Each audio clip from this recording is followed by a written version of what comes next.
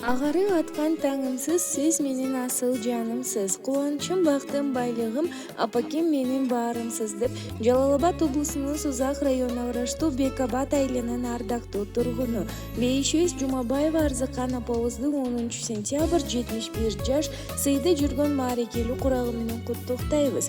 Бул жашоодо дайым төрдө жүрүңүз, ден соолукта узак өмүр сүрүңүз.